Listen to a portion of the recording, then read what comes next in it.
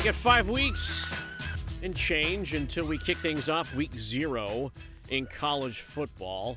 And we have wrapped up ACC football media days. Today we should get our all-conference performers and newbies and whatnot as voted on by the media. One of those guys that takes his time to dissect North Carolina. We haven't had him on for a while. It's good to check in with him again on the Heister Automotive Group hotline.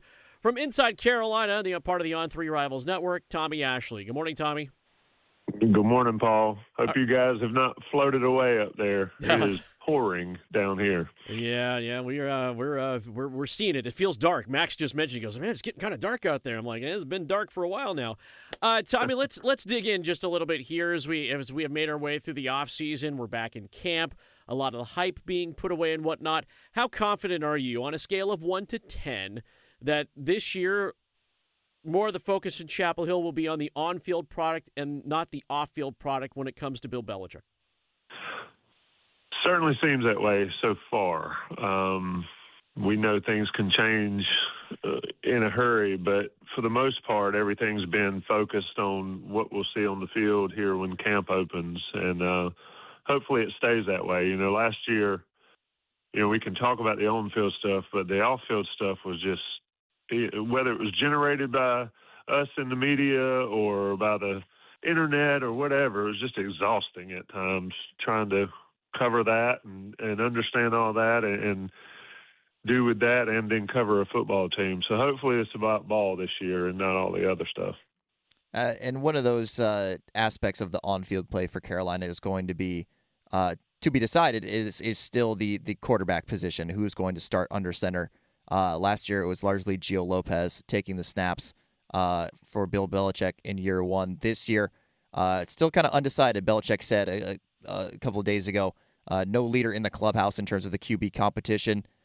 Just your early indications, Tommy. Is it going to be Billy Edwards from Wisconsin who's going to take that job, or could Miles O'Neill, maybe Newkirk, or Travis Burgess rise to take that deal or to take up that role in week 1 or week 0 even? Yeah, I mean, I guess we'll see. I feel like the Newkirk and Burgess are not ready yet. They obviously have some talent. Burgess coming off an injury in high school. But, when you look at Edwards and O'Neill, and Jason Staples does wonderful, extensive scouting reports over at Inside Carolina, you want a guy that you can count on to have some consistency and do what you need him to do. And with Bobby Petrino in the offense, I think Edwards is that guy. He may not wow people, and he may not be that good. We'll see. But I feel like he has the skill set and the experience to sort of accomplish what Petrino wants to do. And it all comes down to the offensive line anyway. Edwards is not the most fleet-of-foot guy. He's not the most wiggle guy that can get away from a lot of pressure, but he processes fast and he gets the ball out. And that's a big part of Petrino's offense, and it's going to be a big part of Carolina's offense with the unknowns at offensive line. So we'll see. I would always expect them to go with the veteran guy, at least to start. And so we'll see how that works out. Lots of transfers into this program, Tommy. Obviously, you have to rebuild year after year after year when it comes to college football these days. So there's a little bit more settlement. You talk about offensive line. They had to bring in a couple of guys, but, some defensive changes as well. In your thoughts here, Tommy, who's the most important guy that they brought in that's going to have to make an impact right away, or at least make sure that their presence is felt to solidify that position? I think it's got to be one of the transfer quarterbacks. I don't mean to go to the step away from the defense, but I think the defense has some stability there, and they've got some young guys. I think Malcart Abu-Jaude would be a guy that is a year or two step up, but I think for the whole team, it's got to be the quarterback position where they've got to get that. And, the offensive line, you mentioned some transfers in, and so they'll get that settled. But I think the overarching thing here with Carolina this year, Paul, and they talked about it as a lot at Media Day or at ACC Media Day, is having some continuity. And you mentioned the year over year. You just can't do it that way. You cannot have a team. And I thought it was interesting, the contrast last year at Media Day. Obviously, it was a circus with Belichick and all that. Mm-hmm. But who they brought with them to Media Day, those guys hadn't been on campus very long. They hadn't they were North Carolina players in name, but hadn't really been there to be a part of it. And then this year you bring in guys that have been there forever. So I think this is more, well, relatively forever. I think there's more, this season lies more on who's been there. A guy like Ship, a guy like Christo Kelly that's got a couple years. I think as far as fresh newcomers, it's got to be the quarterbacks. But I think for Carolina to be good this year, the guys that have been in the program at least 2 years under Belichick or more, if you're talking about Ship, have got to be guys that produce. I mean, you can't in this day and age with NIL and all that. It's not about who you don't get. It's about who you do get and doesn't do anything, and who you spend money on and doesn't play well. I mean, you can look, we talk baseball all the time. You can look at LSU in baseball. They go and spend a ton of money to get a roster for their baseball team, and they've won the national championship, countless times, and they stink because the guys they got didn't do anything or didn't elevate the play. And I think that applies here for Carolina football is dudes that have been in the program, your quote-unquote veteran leaders, your consistent guys, your continuity guys have to produce. And then the newcomers, the guys you got off the portal or whether it's a running back and the Jackson kids from LSU, they can supplement that and step up. And then some of the freshmen are going to have to play, obviously. But it's a continuity thing for Belichick. There's no excuses this year to see what we saw last year on the field. And I think a lot of that last year stuff was because it was all new for everybody and they didn't have the right fit. So we'll see how that goes. Tommy Ashley, Inside Carolina, joining us here this morning, part of the On3 Rivals Network. You can subscribe right now, 50% off. You can join Inside Carolina today. Tommy wrote a piece on the quarterbacks here, posted in the last hour to the site, which will be a good read for you, and also some upgrades to Kenan Stadium as well. And you just talked about guys that bleed Carolina blue. You mentioned Ship, who had options, clearly. Christo Kelly likely had options as well. And you mentioned Caleb Jackson to transfer in. Is there an expectation there might be some time split in the backfield, or you think they might hand Demon June kind of the ball and just see what he can do? Like, I don't mean to be punny, but just let him run with it. Yeah, I mean, the thing about Belichick has always been there's not one clear-cut guy. Now, he mentioned last year if you had a guy like Omarion Hampton, he was going to be the guy. But I think okay, let's be obvious. Yeah, but that is I still feel like he would have found the way to platoon the guys. But I think this year, you're going to have to throw them out there and see what they can do. And and this hot hand stuff and all that mess is always a lot of what's talked about. But if June goes out there and he's the guy, then you do it. If Halls goes out there and gets it done, but I like Jackson. When you see him in practice, the dude is like a prototypical stud running back. Now, whether he produces or not, we'll find out. But I think plenty of guys will get an opportunity. It would help Carolina immensely if one of them can separate themselves. But, because we always talk about you rather have an elite guy and a bunch of just guys than a room full of number twos, if that makes sense. And so they need that. But I tell you what, if you don't block, if you don't pass protect, you're not going to play. And that's the thing that we'll see how Petrino shapes the offense. We'll see how Billy Edwards helps that aspect of it. You don't need guys having to block for 3 or 4 or 5 seconds while the quarterback figures out what he's doing with the ball. So I think that aspect of it will free up a running back to run the football and not have to worry about all the other stuff. Is Edwards a right-handed thrower? Does he throw right-handed? Billy Edwards, yeah. Okay, yeah. I just wanted to make sure because I was just getting used to Gio Lopez, and then I didn't have to get used to him because he's at Wake Forest now, and so anyway. Well, how about Carolina has all these left-handed quarterbacks last year, and speaking of media day, how about Wake Forest has Gio Lopez there the same day Carolina's there? That was interesting. Hey, we just wave and say hi. Hey, I remember you. Yeah, I remember you too. I know that guy. Yeah, I know that guy.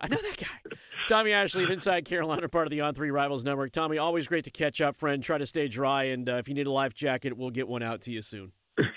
I might need a canoe or a rowboat or something. But yeah, it's always good to talk to you guys. All right. Tommy Ashley, Inside Carolina. Always great to get his insight. Camp's opening up real quick here as we get ready for week 0. Yeah, just 5 weeks away. I don't mean to keep counting down, but it is where we are.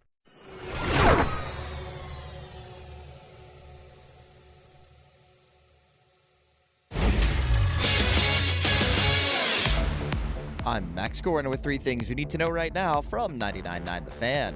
Charlotte FC returned to the pitch last night after a 2-month break due to the World Cup, hosting rivals Atlanta United at Bank of America Stadium. Although the Crown took a 2-0 lead into halftime, Atlanta scored the final 2 goals of the match in the second half to secure a 2-2 draw. Both rookies and veterans have reported to Carolina Panthers training camp, and practices are scheduled to begin today in Charlotte. Listen to the Adam Gold Show from 12 to 3 and The Drive with Tim Donnelly from 3 to 6, right here on 99.9 The Fan for the latest news, notes, and audio out of Panthers training camp. The Durham Bulls continued their remarkable second-half run last night, defeating the Memphis Redbirds 8-2. That series continues tonight in Memphis. Bulls coverage is available on 620 AM Buzz Sports Radio, 99.9 FM HD2, and WRAL News Plus, with first pitch scheduled for 8:05 p.m. For all the latest news on your favorite teams, download the 99.9 The Fan app or visit 999thefan.com. We've gone through all the media days with all the major conferences. SEC is at the podiums right now, and the SEC coaches, even though the SEC has made a lot of waves here talking about, breakaway republic and doing our own thing, they're still part of the whole, and they're still part of the problem in college football. Let's start here. This morning, Lane Kiffin, LSU head coach, who says he's off social media right now, took a break, is calling for a rookie salary cap for first-time players who have never played a down of college football.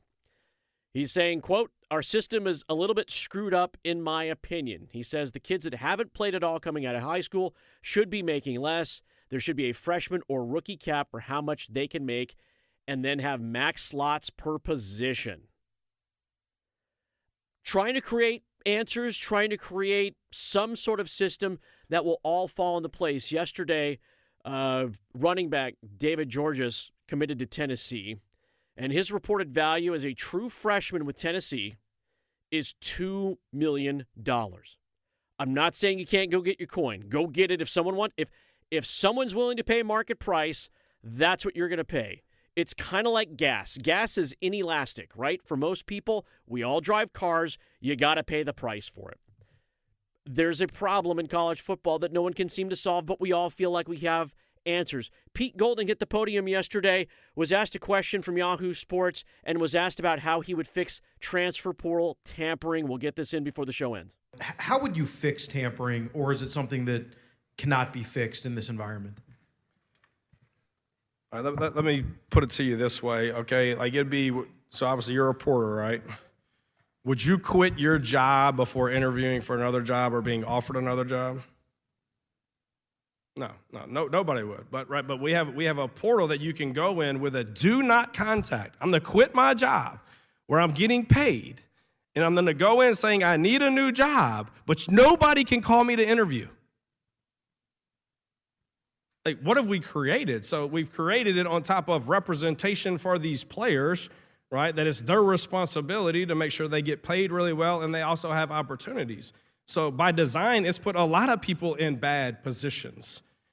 And let's not act like recruiting in college football for the last 100 years is the most moral thing, right, that's ever been existed. I mean, like, what are we talking about here? So I'm really not going to get into my feelings, and I know how I've been educated to answer this question, right? Does that make sense?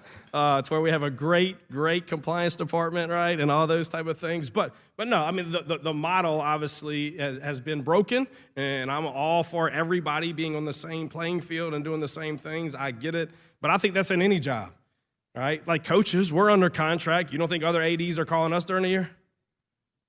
Same ones that are about all this stuff are the same ones calling coaches, right, to come to other schools, right, and everything. So it's everywhere. It's in every profession. So I'm not saying I've got all the answers. I'm not saying that at all, right? Does that make sense? So we go by then the rules of the program, right, and how the flow, just like when you're on the interstate and people are flying by you, what do you start doing? You're damn right you're going to get hit, right? Does that make sense? In this profession, you're going to get fired, right? So I'm not saying that, but I think there are a lot of people that are doing an unbelievable job, Greg being one, right, to make sure that, all right, everything's catching up. College football is constantly changing, all those type of things. So hopefully we'll all, decide on what's fair for everybody. Hopefully we'll all decide on what's fair. But he's right. College football recruiting has not been the most moral thing. There is no clean to that. The cleanest you come out on this planet is the day you are born, and then you are still messy in the eyes of the nurse that delivered you. Yeah, we've just gone from bag men with McDonald's bags of cash to just kind of more front street kind of payments and things like that. It's all wide in the open. It's all wide in the open. If there's a fix, I would love to hear it. I wish I had one, but I'm going to work on it, I promise.